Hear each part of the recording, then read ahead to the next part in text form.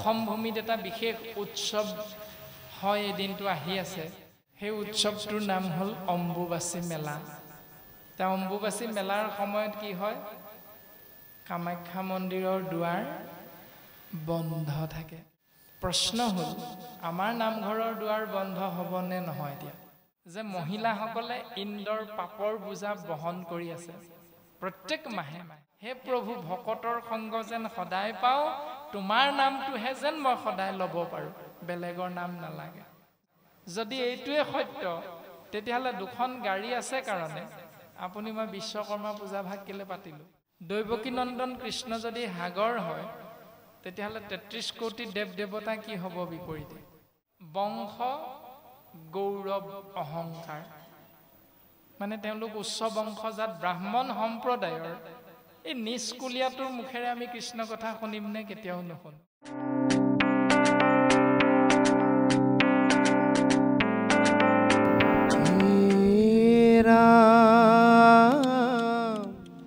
ভগৱন্ত পুৰুষে এই ধৰাধামত অৱতাৰ ধাৰণ কৰে কিয় অৰ্থাৎ মূলতঃ মহাভাগৱত পাঁচভাগী প্ৰশ্নৰ সমাহাৰ সেই পাঁচভাগী প্ৰশ্ন কি সৰ্বপ্ৰথম প্ৰশ্নভাগী হ'ল জীৱৰ কল্যাণ সাধন হয় ক'ত আমি যে মংগল বিচাৰোঁ আমাৰ সন্তানটি জ্বৰ হৈছে আমাৰ স্বামীজন নৰিয়াত পৰি আছে আইগৰাকীয়ে কি কৰে পোনপটীয়াভাৱে স্বামীৰ আশু আৰোগ্য কামনা কৰি সন্তানৰ আশু আৰোগ্য কামনা কৰি স্বাভাৱিকতে মাতৃগৰাকীয়ে মেডিকেললৈ লৈ যায় ডাক্তৰৰ ওচৰলৈ এইটো হ'ল সময়ৰূপী কৰ্ম গতিকে সময়ৰূপী কৰ্মক আমি প্ৰত্যেকেই আশ্ৰয় কৰোঁ সেই প্ৰশ্নৰ উত্তৰ মহাভাগৱতে আমাক সুন্দৰভাৱে দিছে যে জীৱৰ কল্যাণ সাধন হয় ক'ত শৰীৰৰ অসুস্থতা ৰোধ কৰিবৰ বাবে ডাক্তৰৰ ওচৰলৈ যোৱা যায় মেডিকেললৈ যোৱা যায় কিন্তু শৰীৰটোক চৈতন্য শক্তিটো প্ৰদান কৰি থকা সৰ্বশক্তিমান আত্মা তত্ত্বৰ সুস্থতাৰ বাবে আত্মাৰ বেমাৰ হ'লে সেই আত্মাৰ বেমাৰটো ভাল কৰিবৰ বাবে ক'লৈ যাব লাগিব কাৰ ওচৰলৈ যাব লাগিব তাৰ উত্তৰ মহাভাগৱতে আমাক দিছে ২ নম্বৰতে সিদ্ধান্ত দিছে অৰ্থাৎ ২ নম্বৰ ভাগী প্ৰশ্ন হ'ল যে এই সংসাৰলৈ ভগৱন্ত বস্তুৱে অৱতাৰ ধাৰণ কৰে সময়ে সময়ে কিন্তু কিয় অৱতাৰ ধাৰণ কৰে এই কিয় প্ৰশ্নৰ উত্তৰ মহাভাগৱতে দিছে ৩ নম্বৰতে প্ৰশ্নভাগী হ'ল অৱতাৰ ধৰে ভগৱন্ত পুৰুষে ঠিকে আছে কিন্তু অৱতাৰবিলাক ধাৰণ কৰোঁতে প্ৰত্যেক অৱতাৰতে ভগৱন্ত বস্তুৱে জীৱ আত্মাৰ কল্যাণ সাধন কৰে কেনেকৈ ৪ নম্বৰতে সৰ্বশাস্ত্ৰৰ মূল সাৰ বস্তুটো কি ইয়াৰ বিষয়ে পৰম জ্ঞান প্ৰদান কৰিছে মহাভাগৱতে ৫ নম্বৰতে ভগৱন্ত বস্তুৱে যেতিয়া অৱতাৰবিলাক ধাৰণ কৰি যেতিয়া অৱতাৰ লীলা সম্বৰণ কৰে ভগৱন্ত গুচি যায় স্বধাম বৈকুণ্ঠলৈ তেতিয়া ধৰ্ম বস্তুৱে কাৰ ওচৰত শৰণ গ্ৰহণ কৰে ধৰ্ম কাৰ আশ্ৰয়লৈ গুচি যায় অৰ্থাৎ ৰজা ধৰ্মটো কি তাৰ বিষয়ে ভাগৱতে আমাক জ্ঞান দিছে এই ৫টা উত্তম বস্তুৰ বিষয়ে ভাগৱতে যেতিয়া আমাক সিদ্ধান্ত দিছে গতিকে আমি ভাগৱতৰ আশ্ৰয় কৰাটো অতীৱ প্ৰয়োজন আৰু ভগৱন্ত পুৰুষে এনেকৈ দাপৰ যুগত অৱতাৰ ধাৰণ কৰি জীৱৰ কল্যাণ সাধন কৰি যেতিয়া এই ধৰাধাম এৰি স্বধাম বৈকুণ্ঠলৈ যোৱাৰ প্ৰস্তুতি কৰিলে সেই প্ৰস্তুতিৰ উমান পালে তেৰাৰ পৰম ভক্ত উদ্ধৱে আৰু যেতিয়াই মহাভক্ত উদ্ধৱে তেৰাৰ প্ৰিয়তম সখা জগতৰ ইশতত্ব কৃষ্ণদেৱৰ বৈকুণ্ঠলৈ যোৱাৰ প্ৰস্তুতিৰ উমান পালে, তেতিয়াই মহাভক্ত উদ্ধৱে ভগৱন্ত পুৰুষৰ চৰণ কমলত পৰি বাগৰি বাগৰি কান্দিছে আৰু কান্দি কান্দি নিজৰ মনৰ ভাৱনা প্ৰকাশ কৰিছে। হে প্ৰভু, তুমি আমাক এৰি থৈ নাযাবা। তুমি যদি আমাক এৰি থৈ যোৱা, তেতিয়াহ'লে মোৰ অৱস্থাটো একেবাৰে তথৈবচ হ'ব। মই জীয়াই থকা আৰু নথকা তাৰ মাজত কোনো পাৰ্থক্য নাথাকিব। প্ৰভু, তুমি মোক কৃপা কৰা। এই বুলি কৈ মহাভক্ত উদ্ধৱে মনৰ ভাৱনা প্ৰকাশ কৰি কৰি কান্দিছে। পদে আমাক প্ৰকাশ কৰিছিল, এৰা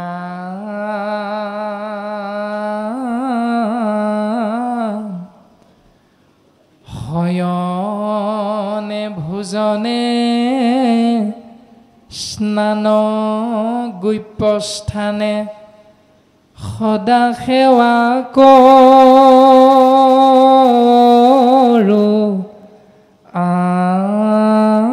আমি, তোমাক নেদেখি ৰাখি প্ৰাণ প্ৰভু কিমতে বৰ্তিব স্বামী। হে স্বামী, আমি তোমাক চিন্তা কৰি আছিলোঁ প্ৰত্যেক মুহূৰ্ততে। শয়নে মানে শুওঁতে, ভোজনে মানে দ্ৰব্য বা আহাৰ গ্ৰহণ কৰোঁতে, স্নান মানে গা ধুওঁতে, গুপ্যস্থান মানে একান্ত নিজা, অৰ্থাৎ য'ত আমি গুৰু সেৱা ভাগ কৰোঁ সেই স্থানৰ কথা কোৱা হৈছে, আৰু মানস কীৰ্তনৰ জৰিয়তে ঈশ্বৰক চিন্তা কৰা, এই দুইটি ব্যৱস্থাৰ কথা গুপ্য স্থান হিচাপে শাস্ত্ৰই আমাক প্ৰকাশ কৰিছে। আৰু উদ্ধৱে ক'লে, এনেকৈ প্ৰত্যেক মুহূৰ্ততে প্ৰভু আমি তোমাৰ কথাই চিন্তা কৰি আছিলোঁ। গতিকে তুমি যদি মোক এৰি থৈ যোৱা, মোৰ অৱস্থাটো কি হ'ব প্ৰভু? তুমি মোক কৃপা কৰা। এৰা হবে পৰিহৰি চৰণ দুতয়, তোমাৰ কৰিলো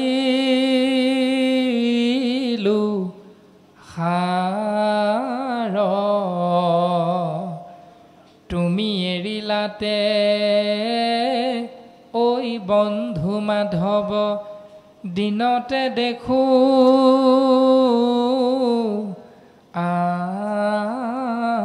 আন্ধাৰ। তুমি এৰি থৈ যোৱা মানে মই দিনতো আন্ধাৰ দেখা, অৰ্থাৎ মোৰ কাৰণে দিন আৰু ৰাতিৰ মাজত কোনো পাৰ্থক্য নাথাকে আৰু। গতিকে তুমি মোক কৃপা কৰা প্ৰভু। এই বুলি মহাভক্ত উদ্ধৱে কৈ কৈ ভগৱন্ত ঈশ্বৰ কৃষ্ণদেৱৰ চৰণ কমলত পৰি বাগৰি বাগৰি কান্দিছে, মাথোন কান্দিছে। আৰু তাকেই গুৰুজন বস্তুৱে উপদেশ দিলে, এৰাম শুনা নৰলোক মহন্তৰ শোক, দেখা দুখকে নমত, ধন জন যত জীয়ন যৌৱন, জানা সবে শাশ্বত। সেই মনুষ্য নামৰ জীৱ তোমালোকে শুনাচোন। মহাভক্ত উদ্ধৱ কৃষ্ণদেৱৰ একান্ত ভকত হোৱা স্বত্তেও ভকতৰো দুখ হৈছে, মহন্তৰো দুখ হৈছে। তেনে ক্ষেত্ৰত তুমি আমি সামান্য মনুষ্যহে। গতিকে তোমাৰ মোৰো দুখ হোৱাটো স্বাভাৱিক। সেই দুখখিনি ক'ৰ পৰা আহে? ধনৰ পৰা, জনৰ পৰা, জীৱনৰ পৰা যৌৱনৰ পৰা এই দুখখিনি মনুষ্যই আশ্ৰয় কৰিব লগা হয়। ধন বেছিকৈ আছিল, কমি গুচি গ'ল, বিপদ এটা আহিল, হাতত নাই ধন মেডিকেললৈ নিবলৈ, গতিকে স্বাভাৱিকতে আপোনাৰ মোৰ দুখখিনি এনেকৈ ধনৰ পৰা হয়। মানে পৰিয়ালকেন্দ্ৰিক যিটো ব্যৱস্থাৰ মাজত, বংশকেন্দ্ৰিক যিটো ব্যৱস্থাৰ মাজত আমি অৱস্থান কৰি আছোঁ, আমাৰে কোনোবা এজন ইষ্ট মিত্ৰ কুটুম্বৰ পৰলোকগামী হ'লে আমাৰ দুখ লাগে। কোনোবা এজন ইষ্ট মিত্ৰ কুটুম্ব মেডিকেললৈ নিব লাগে, আপুনি মই সহায় কৰিব পৰা নাই, সেই সূত্ৰে দুখ লাগে। জীৱনটো অতিবাহিত কৰি থাকোঁতে আপোনাক মোক ভগৱন্তই 3টি সন্তান দিছে, কাৰোবাক কাৰোবাক কোনোজনে থাকে মাথো পেট প্ৰৱৰ্তাই, কোনোজনে কেৱল খাইহে জীয়াই আছে, কিবা এটা কথা ভাবিবলৈ হাতত তেনেধৰণে ধন নাই।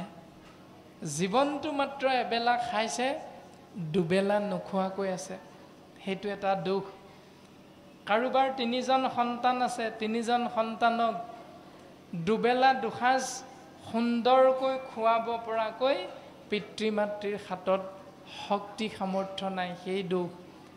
কাৰোবাৰ ওচৰত কোটি টকা দৰমহা পোৱাৰ চাকৰি আছে, কিন্তু এই সংসাৰত তেওঁ পুত্ৰ আনন্দ সুখৰ পৰা বঞ্চিত হৈ আছে। যৌৱনটো গুচি গ'ল, থাকোঁতে মইহে মই, তইহে তই, আৰু যেতিয়াই যৌৱনটো গুচি যায়, সুন্দৰ শৰীৰটোৰ সুন্দৰতাটো লাহেকৈ নাইকিয়া হৈ যায়, আৰু নাইকিয়া হৈ যোৱাৰ লগে লগে পুত্ৰ কন্যা পত্নীয়ে আগৰ দৰে সেই স্বামীজনক শ্ৰদ্ধা সন্মান সেৱা নকৰা হৈ যায়। ধন জন যত জীৱন যৌৱন, এইবিলাকৰ পৰাই স্বাভাৱিকতে মনুষ্যৰ দেখা দুখ কেনমত। মহন্তৰ যেনেকৈ দুখ হ'ল, সেই দুখবিলাক আমাৰো তেনেকৈ সংসাৰত আহি থাকে মাজে সময়ে। কিন্তু এইবিলাক অশাশ্বত, অৰ্থাৎ এইবিলাক শাশ্বত নহয়, এইবিলাক অসত্য বুলি কোৱা হৈছে, এইবিলাক সত্য নহয়। পুত্ৰ পৰিবাৰ সকলে অসাৰ সম্যকে মেঘৰ ছায়া, ক্ষণেকে থাকিয়া ক্ষণেকে অন্তৰে সম্যকে মেঘৰ ছায়া। পুত্ৰ পৰিবাৰ এই সকলোবিলাক একো একোটি ভেলকি বাজিৰ নিচিনা, এইবিলাক খন্তেকতে সুখ দিয়ে, আকৌ খন্তেকতে দুখ দি থৈ যায়। যেনেকৈ বতাহে মেঘখণ্ডক এঠাইৰ পৰা সিঠাইলৈ লৈ যাওঁতে কোনো কোনো জিলাত বৰষুণ দিয়ে, কোনো কোনো জিলাত বৰষুণ নিদিয়ে, আদি কথাবিলাক আমি বাস্তৱসন্মত পৃথিৱীখনত প্ৰত্যেকেই বুজি পাওঁ, দেখা পাওঁ। ঠিক তেনেকৈ পুত্ৰ জন্ম হোৱাৰ লগে লগে আপোনাৰ মোৰ আনন্দ লাগে, সেই আনন্দটো বেছি দিন নাযায়ে। সেই পুত্ৰৰ পিতৃজন যদি কেনেবাকৈ পৰলোকগামী হয়, তৎক্ষণাৎ ককাক আইতাকৰ আকৌ এটা দুখৰ বোজা আহি পৰে। এনেকৈ সংসাৰত সুখৰ পাছত দুখ, দুখৰ পাছত সুখ চিৰ লগৰীয়া হিচাপে মনুষ্যৰ লগত সদা সৰ্বদা থাকে। কেতিক্ষণে পৰে নৰতনু ইটো জীৱন জলৰ ৰেখা, সততে চিন্তিও কৃষ্ণৰ চৰণ মৰণ এভো নেদেখা। যি সংসাৰৰ পৰা পৰিত্ৰাণ পোৱাৰ একমাত্ৰ উপায়টো হ'ল কেৱল সৰ্বশক্তিমান পৰম আত্মাস্বৰূপ ঈশ্বৰতত্ত্ব কৃষ্ণদেৱৰ চৰণ চিন্তা কৰা। তাৰ বাহিৰে যদি আমি মোৰ ধন মোৰ জন মই হ'লোঁ মহাজন, ঐশ্বৰ্য বিভূতি মোৰ আছে, ঐশ্বৰ্য বিভূতি হ'লে পৃথিৱীখনো কিনিব পাৰি, ধৰ্ম কৰ্মকে লৈনো লাগিছে। এনেকৈ যদি ঈশ্বৰলৈ পিঠি দি আমি জীৱন অতিবাহিত কৰোঁ, তেতিয়াহ'লে সেইটো আমাৰ শাস্ত্ৰৰ লগত এটা নিমিলা ব্যৱস্থা। কোন মুহূৰ্তত এই সংসাৰ এৰি আমি যাব লাগিব, তাৰ কোনো গেৰাণ্টি আমি কোনেও দিব নোৱাৰোঁ। সেইকাৰণে সততে কৃষ্ণৰ চৰণ চিন্তা কৰিবৰ বাবে শাস্ত্ৰে আমাক উপদেশ দিছে। কিয় কৃষ্ণৰ চৰণ চিন্তা কৰিবা? ৩৩ কোটি দেৱ দেৱতা আছে, তেওঁলোকৰ যিকোনো এজনক চিন্তা কৰিলেও হয় দেখোন। কৃষ্ণৰ চৰণহে চিন্তা কৰিবা, কিন্তু কিয়? কাৰণ শাস্ত্ৰই আমাক সিদ্ধান্ত দিছে। কোন শাস্ত্ৰ? উত্তম শাস্ত্ৰ। নাম কি? মহাভাগৱত। ইয়াত কি আছে? সমস্ত বেদান্ত সাৰ আছে, সমস্ত পুৰাণৰ সাৰ আছে, 14 ভাগী শাস্ত্ৰৰ সাৰ আছে, সমস্ত বেদৰ সাৰ আছে। ক'ত? মহাভাগৱতৰ। সেইকাৰণে উত্তম শাস্ত্ৰ মহাভাগৱতে আমাক সিদ্ধান্ত দিলে কি বুলি? ৰাম দেৱে তীৰ্থে যাক তাৰিবে নোৱাৰে, পাতে কত গৈল তল, হৰি নামে পাইলে তেখনে উদ্ধাৰে, দেখা ভকতিৰ বল।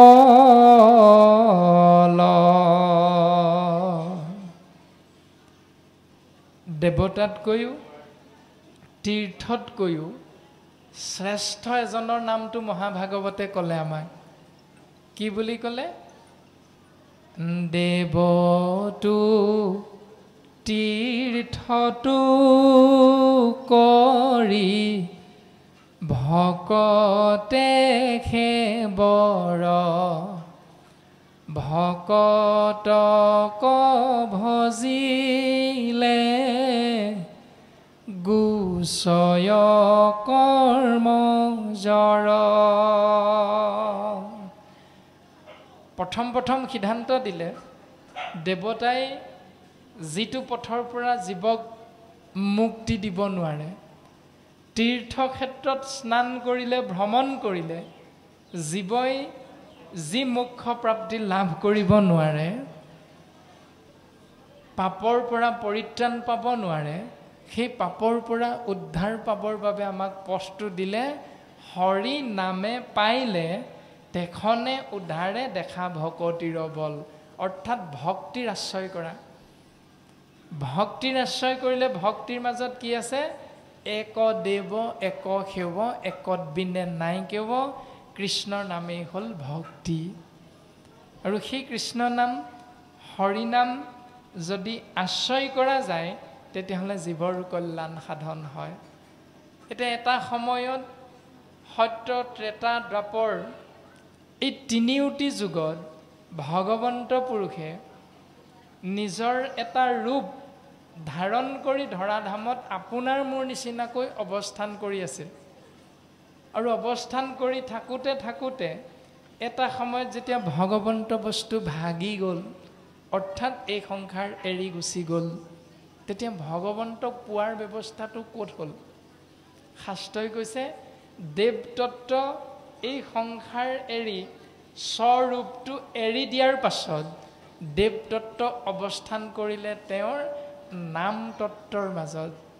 আৰু সেইকাৰণে অৰ্জুনৰ আগত কৈছে গীতা জ্ঞানৰ জৰিয়তে, এই ৰাম নাম আগে ভৈলা সখী, মই ভৈলো পাছে, সেহিহে সকল শাস্ত্ৰ নামে বান্ধা আছে।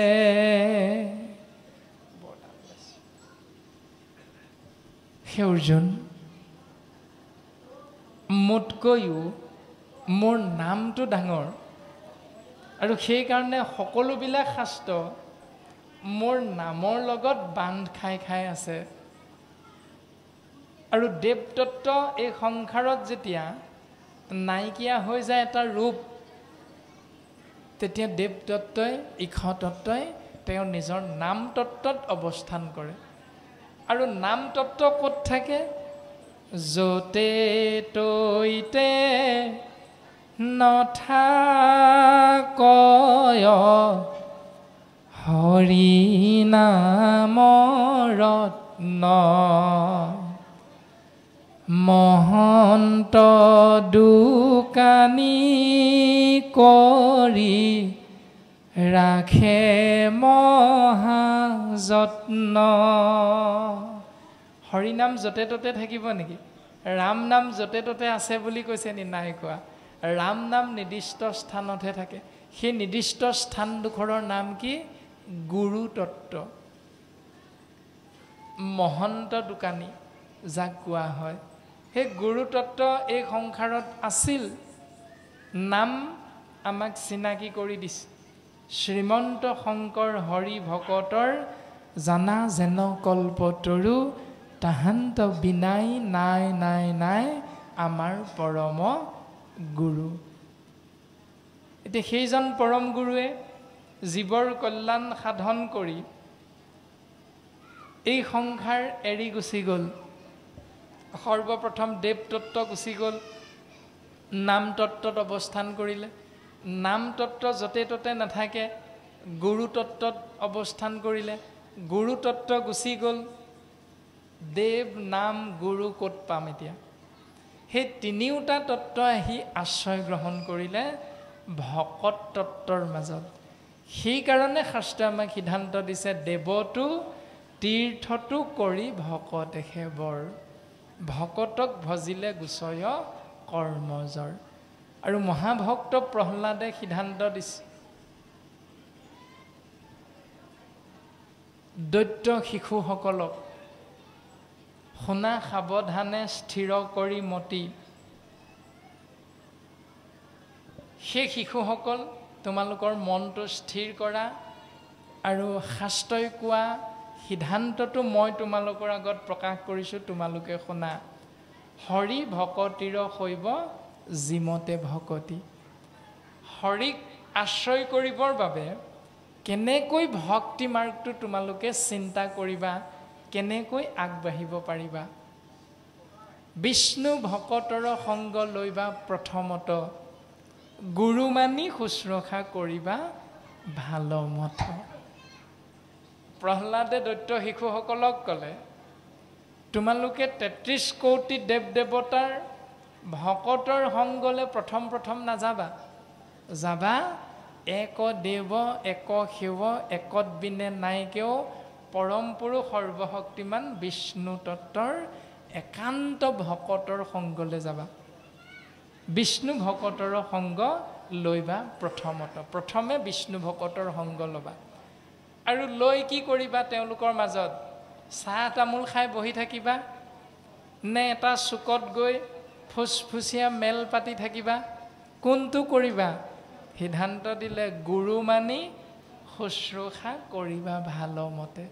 তেওঁলোকক গুৰুৰ মান্যতা প্ৰদান কৰি তেওঁলোকক সেৱা শুশ্ৰূষা কৰিবা ভাল ধৰণে। আৰু তাৰ পাছৰখিনি ক্ৰম অনুসাৰে কৈছে, আপোনাসবে জানেই, আমি মাত্ৰ অকণমান চুই যোৱা হৈছে। গতিকে বিষ্ণু ভকতৰ সংগক গুৰু মানি মান্যতা প্ৰদান কৰা মানে গুৰুজনে আমাক সিদ্ধান্ত দিলে দেৱ তত্ত্ব, নাম তত্ত্ব, গুৰু তত্ত্ব আহি ভকতৰ মাজত সোমাই আছে। সেইকাৰণে দেৱতো তীৰ্থটো কৰি ভকতে সেবৰ, ভকতক ভজিলে গুচয় কৰ্মজৰ। কৰ্ম বন্ধনটোৰ পৰা আমি মুক্ত হৈ থাকিব পাৰিম। এই ব্যৱস্থাটো গুৰুজনাই সুন্দৰভাৱে বৰ্তমান আমাক উপদেশ প্ৰদান কৰিছে। তাৰ পাছত সিদ্ধান্ত দিছে, দুৰাচাৰ যেবে হৰি নাম লৱে সিও শুদ্ধ শুৱে আতি, কৃষ্ণক স্মৰণে হয় তেখনে অন্ত্যজু উত্তম আতি। যদিও দুৰাচাৰ, তেওঁ যদি হৰিনাম আশ্ৰয় কৰি দিয়ে তেতিয়াহ'লে তেওঁ শুদ্ধ হ'বলৈ আৰম্ভ কৰে।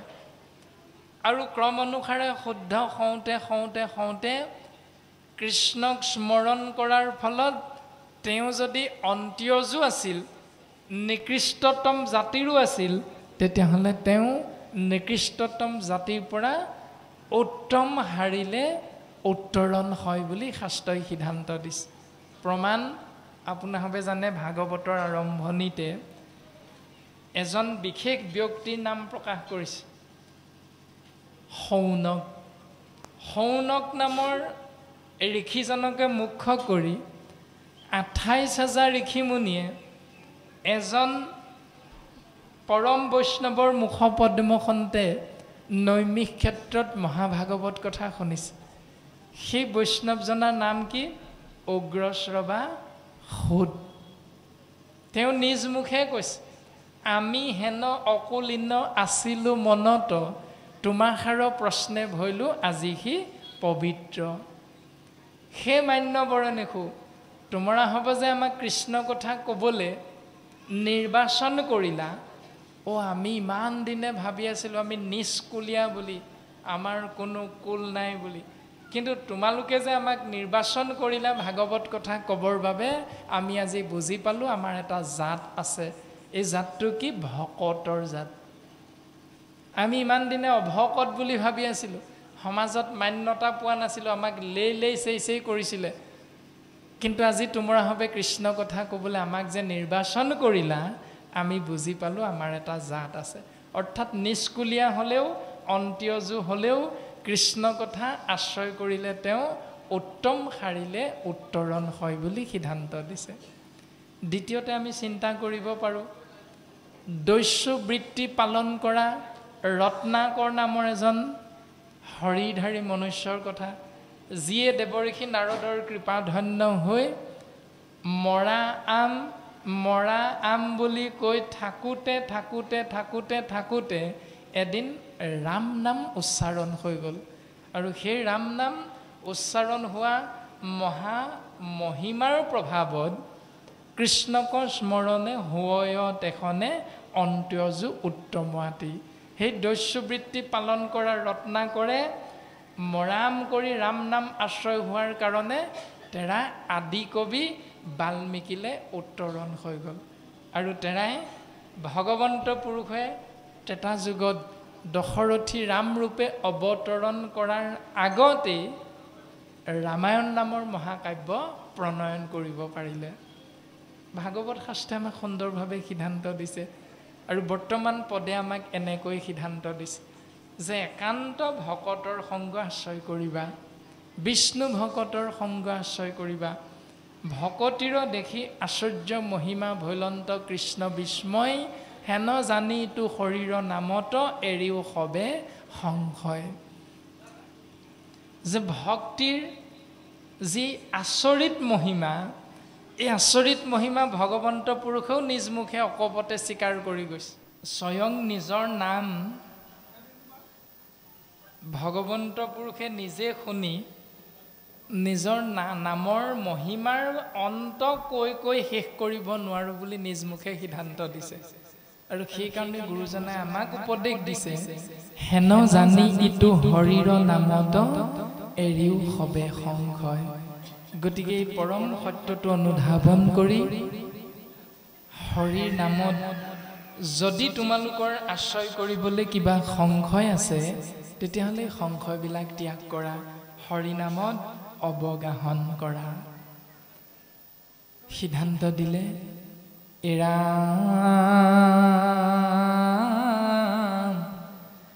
দেৱৰ পৰম ঈশ্বৰ মাধৱ ধৰ্মৰ ঈশ্বৰ নাম সুদৃঢ় বিশ্বাস কৰি নিৰন্তৰে ডাকি বোলা ৰাম ৰাম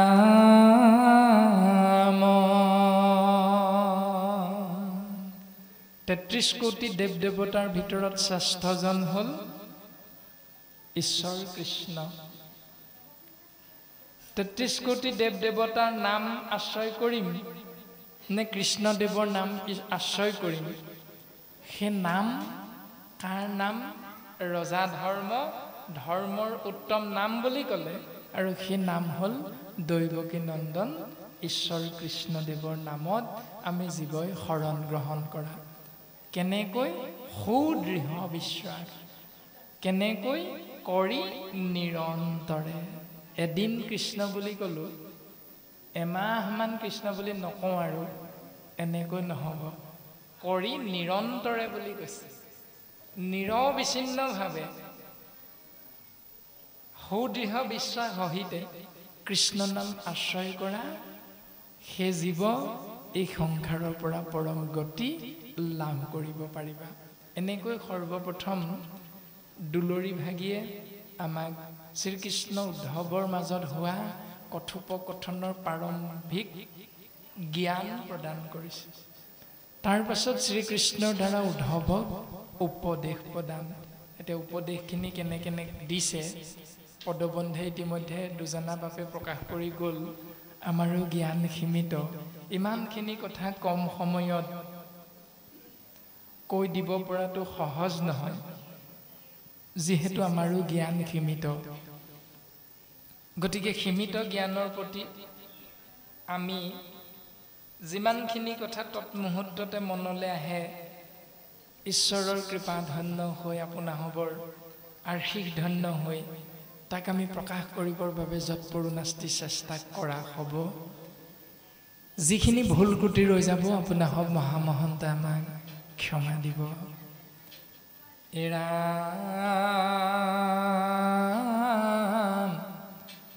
নিগদতি শোক শুনিও নৃপবৰ ভকতৰ সন্তাপ দেখিয়া পীতাম্বৰ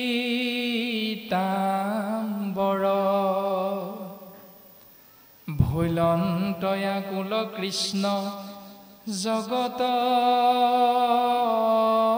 জনক কমল নয়ন ভৰি বহৈলুতক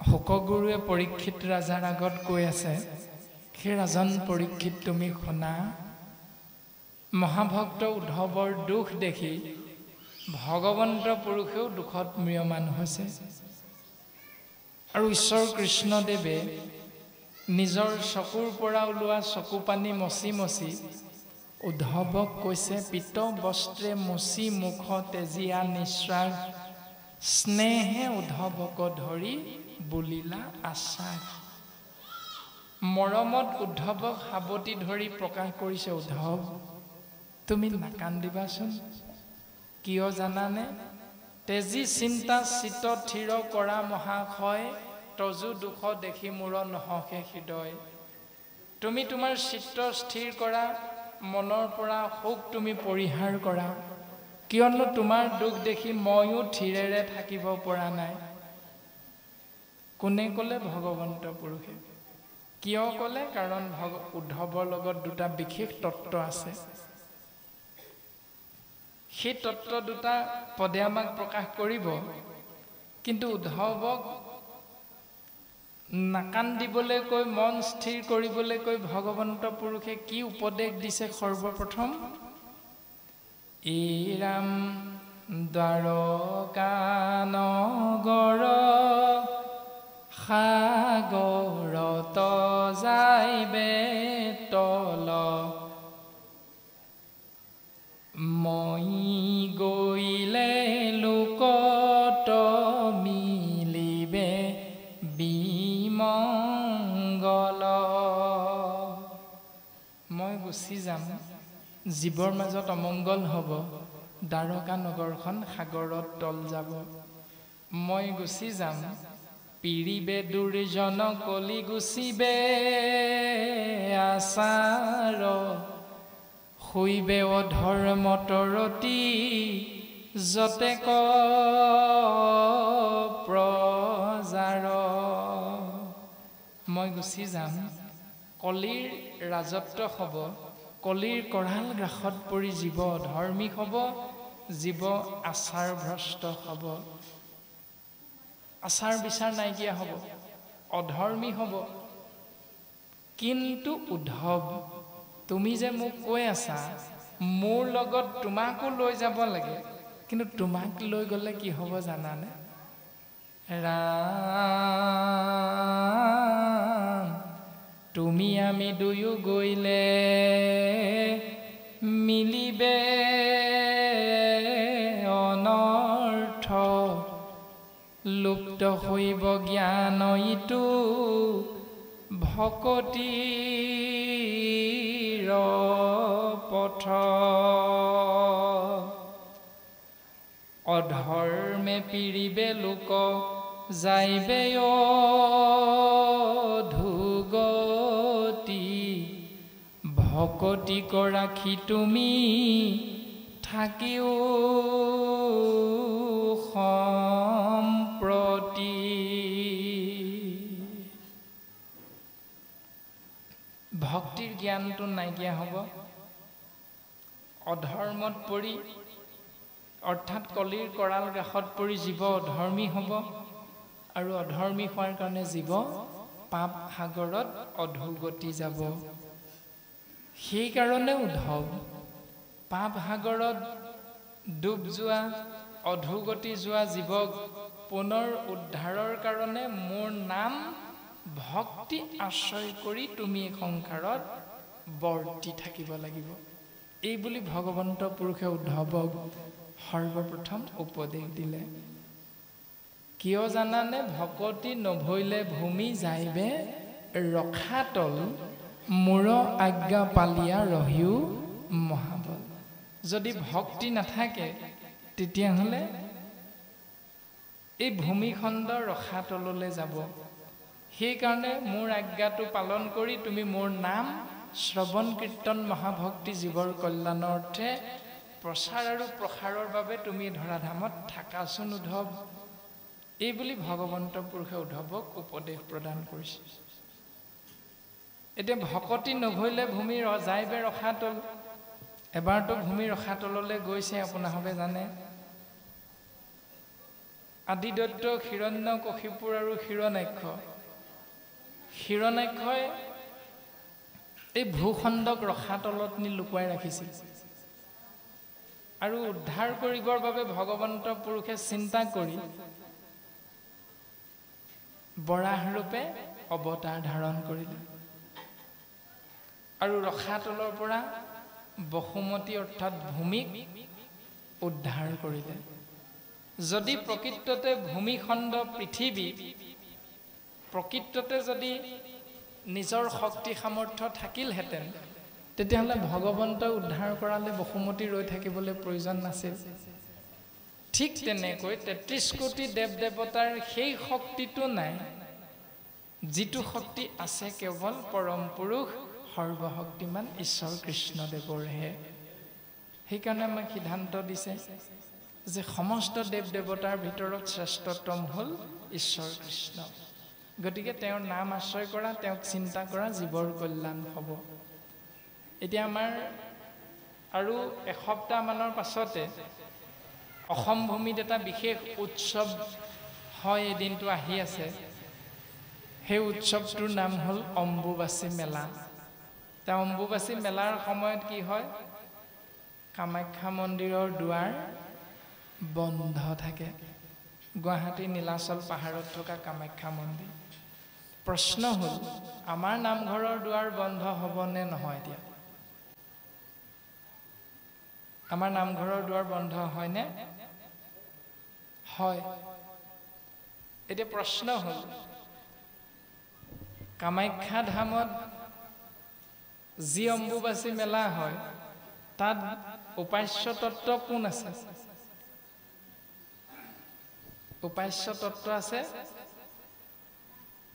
মা কামাখ্যা যাক কোনোৱে হয়তো সতী বুলিও কয় যেতিয়া দক্ষ যজ্ঞত সতীৰ দেহ ত্যাগ হৈছিল শিৱই সতীৰ সেই মৃত শৰীৰটো কান্ধত লৈ যেতিয়া বিশ্ব ব্ৰহ্মাণ্ড পৰিভ্ৰমণ কৰিছে দুখত তেতিয়া ভগৱান বিষ্ণুৱে তেওঁৰ সুদৰ্শন চক্ৰ সহিতে সতীৰ দেহটো শিৱই গম নোপোৱাকৈ খণ্ড খণ্ডকে কাটি দিছে যদি জগতৰ ঈশ্বৰ হয় প্ৰকৃততে শিৱ তেতিয়াহ'লে তেওঁতো গম পাব লাগিছিল তেওঁ কোলাত লৈ যোৱা শৰীৰটো খণ্ড খণ্ডকে বিষ্ণুৰ চক্ৰই কাটি গৈছে, তেওঁতো সেইটো নাজানিলে। আৰু তাৰে যোনি অংশটো আমাৰ অসমৰ নীলাচল পাহাৰত পৰি গ'ল। আৰু সেই যোনি অংশকে ভক্তসকলে মা কামাখ্যা বুলি কৈ সেই যোনি অংশক প্ৰত্যেক বছৰে সেই দিনকেইটাত পূজা কৰে, সেৱা কৰে। মানে গোটেই বছৰটো পূজা কৰি থাকে, সেই দিনকেইটাত বন্ধ কৰি দিয়ে, মা কামাখ্যা চোৱা হৈছে বুলি। আমাৰ নামঘৰৰ আসনত কোন আছে? কোন আছে? ভগৱন্ত কৃষ্ণ তত্ত্ব আছে। প্ৰমাণটো কেনেকৈ? উদ্ধৱৰ আগত ভগৱন্তই নিজ মুখে কৈ থৈ গৈছে, বোলে উদ্ধৱ মই যামগৈ, কিন্তু নাযাওঁ দিয়া, তুমি কৈছা নহয় নাযাবলৈ। বোলে প্ৰভু ক'ত থকা হ'ব, মই কেনেকৈ পাম তোমাক? তেতিয়া ভগৱন্তই উত্তৰটো দিছে, তিৰোধায়ম প্ৰৱেশটো হয়ং শ্ৰীমদ ভাগৱতাৰ নৱম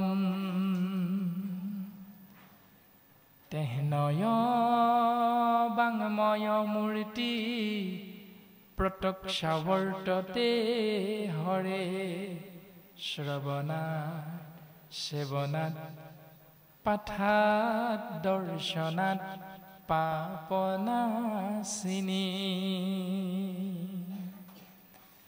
ভগৱন্তই ক'ত থাকিম বুলি ক'লে? তিৰোধায়ম মানে মই যামগৈ, প্ৰৱেশটো হয়ং মানে মই পুনৰ ঘূৰি আহিম বা প্ৰৱেশ কৰিম।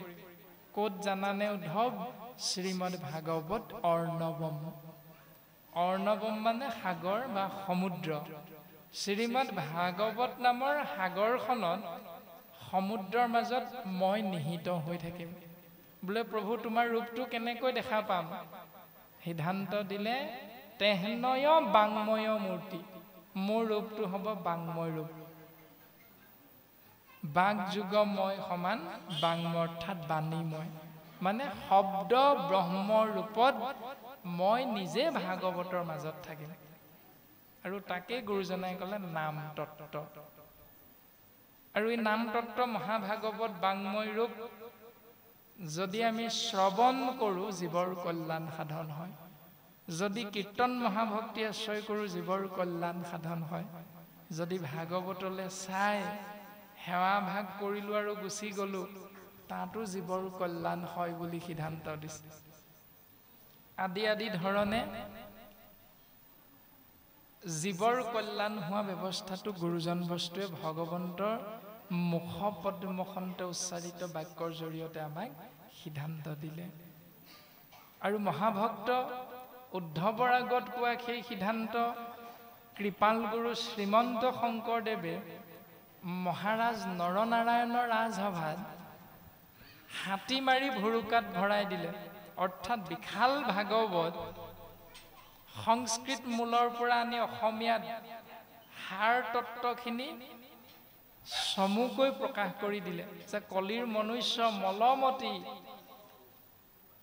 তোমালোকে গোটেইখিনি কথা পালন নকৰাকৈ সাৰ কথাকেইটা পালন কৰিলেই হৈ যাব। কাৰণ যাগ যজ্ঞ পূজা পাতল দান দক্ষিণাকে আদি কৰি কৰ্ম মাৰ্গ আৰু জ্ঞান মাৰ্গৰ বিষয়বস্তু তোমালোকে কৰিব নোৱাৰা। গতিকে এইখিনি বিপৰীতে শ্ৰেষ্ঠতম মাৰ্গটো যিহেতু ভক্তি, শ্ৰৱণ কীৰ্তন, ঈশ্বৰৰ নাম, গতিকে এইটোৱে সহজ, তোমালোকে আশ্ৰয় কৰা। এই বুলি গুৰুজনাই বিশাল ভাগৱতক সুন্দৰভাৱে সাৰ তত্ত্ব অসমীয়ালৈ অনুবাদ কৰিলে। আৰু মহাৰাজ নৰনাৰায়ণৰ ৰাজসভাত এই বিশাল ভাগৱতক হাতী মাৰি ভুৰুকাত ভৰাই নামাকৰণ কৰিলে ক্ষুদ্ৰ সংস্কৰণ গুণমালা নামেৰে। আৰু এই গুণমালাকে সাম্প্ৰতিক সময়ত আমি সমস্ত জনাই নামঘৰৰ সপ্তখলপীয়া সিংহাসন, অৰ্থাৎ 7টা খলপযুক্ত বৈকুণ্ঠৰ যি সপ্ত বৈকুণ্ঠৰ আৰ্হি, শ্বেতবিলাক, শান্তনুবিলাক, পংকজবিলাক, পুষ্পবিলাক, কনকদন্ত, সনাতন, গোলোক বৈকুণ্ঠকে ধৰি 7খন বৈকুণ্ঠৰ আৰ্হিত সপ্তখলপীয়া সিংহাসন বনাইছে গুৰুজনাই কঁঠাল কাঠৰ। আৰু একেবাৰে ওপৰত যিভাগী ঘৰ দেখা পাইছে সেই ঘৰভাগীৰ নাম হ'ল আমহি ঘৰ। আৰু সেই আমহি ঘৰতে গুৰুজন বস্তুৱে সেই নাম বস্তু নামৰূপ গুণমালাক আসনত প্ৰতিষ্ঠা কৰি জীৱৰ কল্যাণ হোৱাকৈ ভক্তি মাৰ্গটো দৰ্শন কৰাইছে। তেতিয়াহ'লে নামঘৰৰ দুৱাৰ অম্বুবাচী দিনত বন্ধ হ'ব লাগে নে নালাগে? এতিয়া তাৰ ব্যৱস্থা বেলেগ, আমাৰ গুৰুজনাই দিয়া নামঘৰৰ আৰ্হিৰ ব্যৱস্থা সম্পূৰ্ণ শাস্ত্ৰসন্মত। সেইকাৰণে আমি প্ৰত্যেক দিনাই নামঘৰলৈ গৈ সেৱা কৰি জীৱৰ কল্যাণ সাধন হোৱা ব্যৱস্থাটো ভক্তি মাৰ্গ আশ্ৰয় কৰিব পৰা ব্যৱস্থা গুৰুজনাই দিছে। মাত্ৰ কেইটামান নিৰ্দিষ্ট ব্যৱস্থাৰ কথা গুৰুজনাই কৈছে, যেনেকৈ ইন্দ্ৰৰ অৰ্থাৎ স্বৰ্গৰ দেৱৰাজ ইন্দ্ৰই পাপত পৰোঁতে সেই পাপবিলাক কেইজনমান বিশেষ ব্যৱস্থাৰ জৰিয়তে ইন্দ্ৰই পাপৰ পৰা মুক্ত হোৱাৰ ব্যৱস্থাটো দিছে।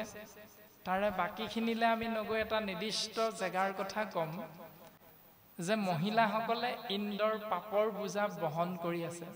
প্ৰত্যেক মাহে মাহে যেতিয়া এগৰাকী মহিলা ঋতুমতী হয়, সেই ঋতুমতী হোৱাৰ ৰক্তক্ষৰণৰ ব্যৱস্থাটো হ'ল ইন্দ্ৰৰ পাপৰ বোজা। আৰু ইন্দ্ৰৰ পাপৰ বোজাটো ল'বলৈ মান্তি হোৱা সেইসকল আয়ে সেই দিনকেইটাত নামঘৰ বা এনেকুৱা ভকতীয়া সমাজৰ পৰা অকণমান দূৰত থাকিব লাগে, এইটোহে সিদ্ধান্ত আছে। কিন্তু সেই দূৰত থাকোঁতে ঋতুমতী হৈ থকা সময়খিনিত যে কৃষ্ণ বুলি নকম আকৌ এইটো নাই কোৱা। মাত্ৰ আনুষ্ঠানিকতাক দোহাই দি সেই ব্যৱস্থাটোৰ মাজত গৈ ঘূৰি ফুৰাটো আমাৰ অকণমান বাধা আছে, এইটো সামাজিকভাৱে। এইখিনি কথা আমাক সিদ্ধান্ত দিছে শাস্ত্ৰই। আৰু এই ব্যৱস্থাটো বৰ্তমান আমাক পদে প্ৰকাশ কৰিলে যে সেই উদ্ধৱ তুমি আমি দুয়ো গ'লে মিলিব অনৰ্থ, লুপ্ত হৈব জ্ঞান এইটো ভকতিৰ পন্থ, অধৰ্মে পিৰিব লোক যাইবে অধোগতি, ভকতিক ৰাখি তুমি থাকিও সম্প্ৰতি। যদি ভকতি তুমি আশ্ৰয় কৰি নাথাকা, জীৱক যদি তুমি প্ৰকাশ নকৰা, তেতিয়াহ'লে ভকতি নভৈলে ভূমি যাইবে ৰখাতল।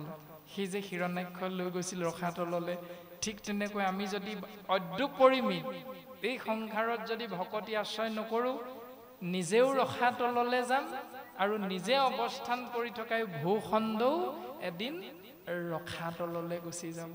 এই সিদ্ধান্তটো দিলে। গতিকে মূৰ আজ্ঞা পালিয়া ৰহিও মহাবল। তোমাক মই আজ্ঞা কৰিছোঁ, আদেশ কৰিছোঁ, তুমি মোৰ কথাটো ৰাখাচোন উদ্ধৱ, এই বুলি ভগৱন্তই উপদেশ প্ৰদান কৰিছে। তাৰ পাছত সিদ্ধান্ত দিলে জ্ঞান কৰ্ম ভকতি তিনিটি মাৰ্গৰ কথা ক'লে। জ্ঞান মাৰ্গ, কৰ্ম মাৰ্গ, ভক্তি মাৰ্গ। এই তিনিটাৰ ভিতৰত শ্ৰেষ্ঠ কোন? জ্ঞান কৰ্ম ভকতি কহিলো কৰি ভেদ, ভকতি পৰম পন্থ দিলো পৰিচ্ছেদ। এই তিনিটা ৰাস্তাৰ ভিতৰত ভক্তি পথটো শ্ৰেষ্ঠতম ৰাস্তা। গতিকে ভক্তি মাৰ্গটোত আমি অৱস্থান কৰিব লাগে, এই উপদেশটো দিলে মহাভক্ত উদ্ধৱৰ আগত ভগৱন্ত পুৰুষে। নাহিকে উত্তম গতি ভকতিত পৰে, নিষ্ঠে কহো ভকতিহে মোক বৈশ্য কৰে। উদ্ধৱ, ভক্তিৰ সমান উত্তম গতি আৰু কোনো এটা পথে জীৱক দিব নোৱাৰে। কিয়নো মই যে ভক্তিৰ মাজতহে থাকোঁ। জ্ঞান মাৰ্গ আৰু কৰ্ম মাৰ্গত মোক বিচাৰি গ'লে মোক নোপোৱা, কাৰণ মই ভক্তি পথটোৰ মাজতহে অৱগাহন কৰি থাকোঁ। গতিকে সেই উদ্ধৱ, ভকতিত পৰে আন নকৰিবা সখী, হেন শুনি উদ্ধৱে মুচিলা দুয়ো আখি, কৃষ্ণৰ চৰণ চাই তেজিলা নিশ্বাস, গদ গদ বাক্যে বুলি লন্তলাখে লাখ। গতিকে উদ্ধৱ ভকতিৰ বাহিৰে তুমি কিন্তু দ্বিতীয় দুটা ব্যৱস্থাৰ মাজলৈ নাযাবা। আকৌ কৰ্ম মাৰ্গ আৰু জ্ঞান মাৰ্গৰ মাজলৈ তুমি নাযাবা। আৰু এই পৰম সত্যটো অনুধাৱন কৰাৰ পাছত উদ্ধৱে অলপ আশ্বস্ত হৈ নিজৰ চকুৰ পৰা ওলোৱা চকু পানী মচি মচি কৃষ্ণৰ চৰণলৈ চাই গদ গদ বাক্যে বুলি লন্ত লাখে লাখ। লাখে লাখ মানে লাহে লাহে, গদ গদ মানে থুকা থুকি। কান্দি আছিল অলপ আগলৈকে, কৃষ্ণই যেতিয়া সান্তনা বাণী প্ৰদান কৰিলে চকুৰ পৰা চকু পানী মচি কান্দিবলৈ এৰিলে, যদিও মাতটো কিন্তু কন্দা কন্দাই হৈ থাকিল। গতিকে সেই থুকা থুকি মাতেৰে উদ্ধৱে কৃষ্ণদেৱৰ চৰণ কমললৈ চাই কৈছে, হে প্ৰভু, হে প্ৰাণ বন্ধু মোক বুলিও বুজাই ঋষি সমস্তৰ কিয় একমতি নাই। হে মোৰ প্ৰাণবন্ধু কৃষ্ণ, তুমি মোক বুজাই দিবানে? বোলে কি? ঋষি সমস্তৰ কিয় একমতি নাই? ভাগৱতৰ আৰম্ভণিতে আমি পাই আহিছো, শ্ৰমিক মুনিৰ আশ্ৰমত গৈ ৰাজা পৰীক্ষিতে উপস্থিত হৈ তৃষ্ণাতুৰ হৈ এটা ভুল বা দুখনীয় কৰ্ম কৰাৰ পৰিণতিত শ্ৰমিক মুনিৰ সুযোগ্য পুত্ৰ শৃংগী মুনিৰ পৰা অভিশাপ পালে। আৰু অভিশাপ পোৱা সেই ব্যৱস্থাটোৰ কথা পৃথিৱীৰ সমস্তজন ঋষিমুনিয়ে জনাৰ লগে লগে তৎক্ষণাৎ যুগবলৈ আহি পৰীক্ষিত ৰাজাৰ ৰাজ্যত ৰাজসভাত পৃথিৱীৰ টিকালদৰ্শী ঋষিমুনিসকল উপস্থিত হৈছে। আৰু আমাক ভাগৱতে শাস্ত্ৰই সংখ্যাটো দিছে ৬০,০০০। সেই ৬০,০০০ ঋষিমুনিৰ সংখ্যাটো পৰীক্ষিত ৰাজাৰ আগত কৈ থকা মূল ব্যক্তিজনৰ নাম কি? শুকদেৱ।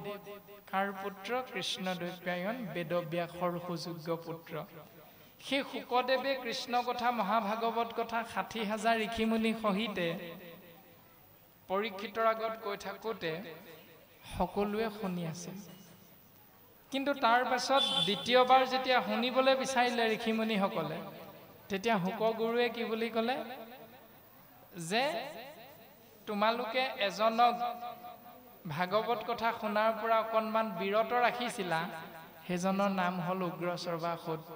বাটচৰাৰ ভিতৰলৈ আহিবলৈ দিয়া নাছিল, কাৰণ তেওঁ নিষ্কুলীয়া আছিল, সেইকাৰণে আহিবলৈ দিয়া নাছিল। আৰু যিজনাক তোমালোকে পবিত্ৰ স্থানলৈ সোমাবলৈ দিয়া নাছিল, সেইজনাৰ চৰণলৈ যোৱা, তেওঁৱে তোমালোকক ভাগৱত কথা পুনৰ ক'ব, মই আৰু নকওঁ দিয়া। এই বুলি কলতে ৬০,০০০ ঋষিমুনিয়ে ৩২,০০০ সেই স্থান ত্যাগ কৰিলে। ২৮,০০০ গুৰুৰ বাক্য মান্যতা প্ৰদান কৰি সুতগুৰুৰ মুখেৰে কৃষ্ণ কথা শুনিবলৈ নৈমিষ ক্ষেত্ৰত আসনাধিষ্ঠ হ'ল। মান্য কৰি সুতক পাতিলা সত্ৰ তথা শৌনক প্ৰমুখ্যে শুনে ভাগৱত কথা। ২৮০০ সহস্ৰ ঋষি বেদত প্ৰধান বিষ্ণুৰ নৈমিষ ক্ষেত্ৰ মহাপুণ্য স্থান। এনেকৈ ভাগৱতৰ প্ৰথম স্কন্ধত আমাক সিদ্ধান্ত দিলে। তাৰপাছত ৩২,০০০ ঋষিমুনি গুচি যোৱাৰ মূল কাৰণ কি? দুটা। এটা হ'ল বংশ গৌৰৱ অহংকাৰ, মানে তেওঁলোক উচ্চ বংশজাত ব্ৰাহ্মণ সম্প্ৰদায়ৰ। এই নিষ্কুলীয়াটোৰ মুখেৰে আমি কৃষ্ণ কথা শুনিমনে? কেতিয়াও নুশুনো। এই অহংকাৰত থাকি তেওঁলোক সেই স্থান ত্যাগ কৰিল। দ্বিতীয় অহংকাৰটো হ'ল আমি যিহেতু ব্ৰাহ্মণ কুলৰ, গতিকে আমাৰ শিক্ষা দীক্ষাৰে আমি বহু আগবঢ়া, গতিকে সেই জ্ঞানী বা বিদ্যাৰ অহংকাৰ, বংশ গৌৰৱৰ অহংকাৰত মত্ত হৈ ৩২,০০০ ঋষিমুনি সেই স্থান ত্যাগ কৰিলে। আৰু বাকী ২৮,০০০ সেইবিলাক অভিমান শূন্য হৈ অহংকাৰ শূন্য হোৱাৰ বাবে তেওঁলোকে কৃষ্ণ কথা আশ্ৰয় কৰিবলৈ সৌভাগ্যৱন্ত হ'ল। এতিয়া আমিও সেইটো নিয়ম চিন্তা কৰিব লাগিব। আমাৰো যদি এনেকুৱা কিছুমান অহংকাৰ আছে, সেই অহংকাৰখিনি আমি ত্যাগ কৰিব লাগিব। সৰ্বপ্ৰথম আমাক এনেকৈ উপদেশ দিছে। এই উপদেশৰ কথা আমাক যে ক'লে, অৰ্থাৎ হে প্ৰাণবন্ধু মোক বুলিও বুজাই ঋষি সমস্তৰ কিয় একমতি নাই। গুচি যোৱা ৩২,০০০ ঋষিমুনিয়ে আকৌ ঋষভ ঈশ্বৰৰ ১০০জন পুত্ৰৰ ভিতৰত ৮১জনক কৰ্মকাণ্ড ব্ৰাহ্মণ বুলি কৈছে। লোকত থাকিলা কৰ্মকাণ্ড প্ৰৱৰ্তাই। সেই ৩২,০০০ লগত ৮১জন যোগ হৈ ৩২,০৮১জনে নিজৰ জীৱনটো সংসাৰত যাপন কৰিবৰ উপায় এটা লৈ ল'লে। সেই উপায়টো হ'ল কৰ্মকাণ্ড মাৰ্গ আৰু জ্ঞান কাণ্ড মাৰ্গ। এই দুটা পথ আশ্ৰয় কৰিলে। কিন্তু যিসকল ঋষিমুনিয়ে ভাগৱত কথা শুনিলে ভাল ধৰণে দ্বিতীয়বাৰ, সেইসকলে আকৌ ভক্তি মাৰ্গটো আশ্ৰয় কৰিলে। সেইকাৰণে উদ্ধৱে সুধিছে, প্ৰভু তুমি যদি মোৰ প্ৰতি সন্তুষ্ট হৈছা, তেতিয়াহ'লে তুমি মোক কোৱাচোন ঋষি সমস্তৰ কিয় একমতি নাই? ঋষিসকলৰ মতটো কিয় এটা নহ'ল? পোনে পোনে পৰীক্ষিত ৰজাৰ ওচৰলৈ আহি ঋষিমুনিসকলে কৈ দিলে, তপতে পাই পৰম গতি। হে ৰাজন, তুমি অভিশাপৰ পৰা মুক্ত হ'ব পাৰিবা, তুমি তপস্যা কৰা। কোনো কোনো ঋষিমুনিয়ে ক'লে তুমি যজ্ঞ কৰা। কোনো কোনো ঋষিমুনিয়ে ক'লে তুমি তীৰ্থ স্নান কৰা। আদি আদি ধৰণে প্ৰত্যেক ঋষিমুনিয়ে নিজৰ নিজৰ মনৰ ভাৱনা অনুসৰি একোটা উপায় পৰীক্ষিত ৰাজাক অৱলম্বন কৰিবলৈ উপদেশ দিলে।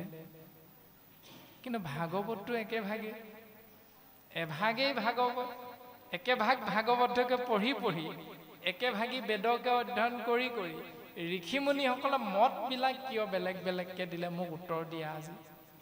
এতিয়া সেই নিয়মটো সাম্প্ৰতিক সময়তো চলি আছে। আজিৰ পৰা 1000 বছৰ আগত উদ্ধৱে সুধিছিল, আৰু আজি আমাৰ নাতিটোৱে কলেজত পঢ়ি থকা 20 বছৰীয়া আমাৰ সন্তানটোৱে যদি কয়, ককা তুমি নামঘৰীয়া নহয়? বোলে হয় দৌ, হয় কোনটো মই নামঘৰীয়া। বোলে মা তুমি আইসকলৰ মাজত গৈ নাম লোৱা, নামাচাৰ্য নহয়? বোলে হয় কোনটো মই নামাচাৰ্য। তেতিয়াহ'লে আমি শ্ৰীমন্ত শংকৰদেৱ সংঘ, কোনোবা ভাগৱতী সমাজৰ, কোনোবা নাম ধৰ্ম সমাজৰ, কোনোবা বামুণীয়া পন্থৰ একেভাগ নামঘোষাকে পঢ়ে ৰাতি, একেভাগ ভাগৱতকে পঢ়ে 4 দিন 4 ৰাতি 7 দিন 7 ৰাতি, একেভাগ কীৰ্তন গ্ৰন্থকে পঢ়ে মিতাহাৰ কৰ্মত, মানুহ মৰিলে, তেতিয়াহ'লে নিয়ম কেইটা প্ৰত্যেক সমাজৰে বেলেগ কিয়? এটাইতো হ'ব লাগিছিল। সুধিলে আমাৰ হাতত উত্তৰ আছেনে কাৰোবাৰ? নাই, সকলোৱে তলমূৰ কৰিব লাগে। তাৰমানে পঢ়িছোঁ ভাগৱত, কেৱল আপুনি মই খোৱা কামোৰাৰ মাজত অৱস্থান কৰি আছো। এই কথাটোকে সুধিছে উদ্ধৱে আজিৰ পৰা 1000 বছৰ আগত, যে প্ৰভু তুমি মোক কোৱা, কেহু বোলে কৰ্মে কেহু বোলে জ্ঞানে গতি, তোমাৰ সন্মত পথ কেৱলে ভকতি। কোনো ঋষিয়ে ক'লে কৰ্ম মাৰ্গত গতি, কোনো ঋষিমুনিয়ে ক'লে জ্ঞান মাৰ্গত গতি, তুমি আকৌ মোক বাৰে বাৰে কৈ আছা ভক্তি মাৰ্গতহে জীৱৰ গতি। মই কোনটো ল'ম প্ৰভু? তুমি মোক উত্তৰটো ভালকে দিয়া, ভালকে বুজাই দিয়া। একে বেদ বাক্যে কেন ভৈল মতি ভেদ, কিংকৰৰ কেশৱ সংশয় কৰা ছেদ। অনাদিশ্বৰ তুমি শিৱ সৰ্বজান, পৰিছেদ দাতা তুমি বিনে নাহি আন। একেভাগে বেদ মতবিলাক মতি অনুসাৰে বেলেগ হ'ল। হে প্ৰভু তোমাৰ দাস মই, তুমি মোক কৃপা কৰা। তুমিয়েই অনাদি, তুমিয়েই ঈশ্বৰ, তুমিয়েই শিৱ, তুমিয়েই সৰ্বজানন্তা। এতিয়া আমাৰ শিৱ বুলি ক'লে কি হয়? সৰ্পৰ মালা পিন্ধা কোনোবা এটা ৰূপৰ কথা মনলৈ আহে। উদ্ধৱে শিৱ বুলি কাক ক'লে? কৃষ্ণদেৱক কৈছে। তুমিয়েই অনাদি বুলি কৈছে উদ্ধৱে, আমাক চিনাকি কৰি দিছে। অনাদি বুলি ক'লে যাৰ আদি নাই, যাৰ শেষ নাই, মানে অন্ত নাই, সেইজনে অনাদি। কোন তেতিয়াহ'লে? কৃষ্ণ বুলি ক'লে। তুমিয়ে ঈশ্বৰ বুলি ক'লে।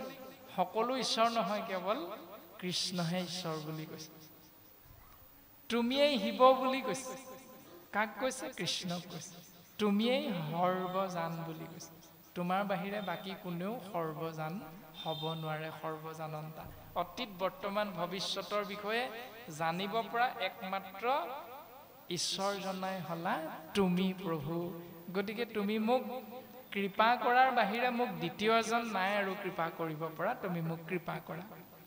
আৰু তেতিয়াই ভগৱন্ত পুৰুষে উদ্ধৱক কৈছে, মাধৱে বুলন্ত হসি শুনিও সিদ্ধান্ত, তুমি মোৰ মহামিত্ৰ ভকত একান্ত। তুমি সুধিলা কাৰণে মই তোমাক কৈ দিম বুলি ভাবিছা উদ্ধৱ? নকওঁ নহয়, কিন্তু তোমাক মই কম। কাৰণটো কি? তুমি মোৰ মহামিত্ৰ ভকত একান্ত। তোমাৰ লগত দুটা বিশেষ তত্ত্ব আছে উদ্ধৱ। সেই তত্ত্ব দুটা কি? তুমি ৩৩ কোটি দেৱ দেৱতাৰ বন্ধু নহলা, তুমি মোৰহে বন্ধু হলা। তুমি ৩৩ কোটি দেৱ দেৱতাক বন্ধু বুলি নিৰ্বাচন নকৰিলা, তুমি মোকহে বন্ধু হিচাপে নিৰ্বাচন কৰিলা। এই পৰম তত্ত্বটো উদ্ধৱৰ লগত আছে। ২ নম্বৰ তত্ত্বটো হ'ল, তুমি একান্ত ভকত হ'ব পাৰিলা। একান্ত ভকত মানে এক যুগ অন্ত সমান একান্ত। কান্ত শব্দৰ অৰ্থ হ'ল স্বামী। যিজনে এজনকে স্বামী হিচাপে নিৰ্বাচন কৰিলে শাস্ত্ৰসন্মতে। শাস্ত্ৰত কৈছে, স্বামী ৰাম, স্বামী ৰাম, নেৰু আৰু চৰণ তোমাৰ। স্বামী এজনেই সমস্তৰে, অৰ্থাৎ পিতৃ এজনেই সমস্তৰে। সেই পিতৃজনৰ নাম কি? কৃষ্ণ, বিষ্ণু, হৰি, ৰামৰ গৰাকী জগত প্ৰসিদ্ধ যি নাম কৃষ্ণ, বিষ্ণু, হৰিৰাম, সেইজনাই হ'ল সমস্তৰে স্বামী, বা সেইজনাই হ'ল সমস্তৰে পিতৃ বা জনক। এতিয়া সেইজনৰ মুখ পদ্মখনতে জন্ম কাৰ হৈছে? ব্ৰাহ্মণৰ। তাৰ পাছত বাহুহন্তে জন্ম কাৰ হৈছে? ক্ষত্ৰিয়সকলৰ। উৰুহন্তে জন্ম হৈছে, চৰণৰ হন্তে জন্ম হৈছে বৈশ্য আৰু শূদ্ৰসকলৰ। তেতিয়াহ'লে ব্ৰাহ্মণ, ক্ষত্ৰিয়, বৈশ্য, শূদ্ৰ, এই চতুবৰ্ণৰ পিতৃ 4জন বুলি ভাগৱতে ক'লে নি? নাই কোৱা। 4জনৰে দেউতাক এজন বুলিহে কৈছে, নামটো কৃষ্ণ। তেতিয়াহ'লে আমি ব্ৰাহ্মণ বুলি, আমি ক্ষত্ৰিয় বুলি, আমি শূদ্ৰ বুলি, তোমালোক বৈশ্য বুলি, এই দমনমূলক ব্যৱস্থাটো, খোৱা কামোৰা ব্যৱস্থাটো কৰি কৰি আমি কিয় সেই ব্যৱস্থাৰ মাজত অৱস্থান কৰি থাকোঁ? যদি এইবিলাকৰ মাজত আছোঁ, তেতিয়াহ'লে আমি অপৰাধ কৰি আছোঁ। চিন্তা আমি সুন্দৰভাৱে কৰিব লাগিব। উদ্ধৱ একান্ত ভকত হ'ব পাৰিছিল।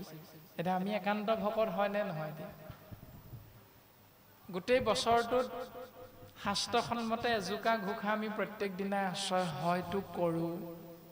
কৃপাৰ সাগৰ দৈৱকী নন্দন, পুৰিও মনৰ কাম, ভকতৰ সংগ সদা নুগুচুক মুখে তোৱা গুণনা। কৃপাৰ সাগৰ কোন? দৈৱকী নন্দন কৃষ্ণ। দৈৱকী নন্দন কৃষ্ণ যদি সাগৰ হয়, তেতিয়াহ'লে ৩৩ কোটি দেৱ দেৱতা কি হ'ব বিপৰীতে? নদ নদী, খাল, নৈ, বিল হ'ব। গতিকে আমাৰ শাস্ত্ৰই কৈছে কৃপাৰ সাগৰৰ ওচৰলৈ যোৱা। সেই সাগৰজনৰ ওচৰলৈ যাবলৈ মাধ্যমটো কি দিলে? ভকতৰ সংগ। ভকতৰ সংগ কোনদিনা বিচাৰিম?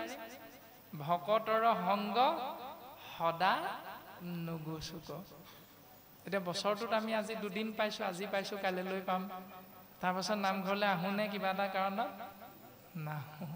নামঘৰ বাটচাৰ ভাগ দেখিলে মূৰটো ধোৱাবলৈও সময় নাই আপোনাৰ মোৰ।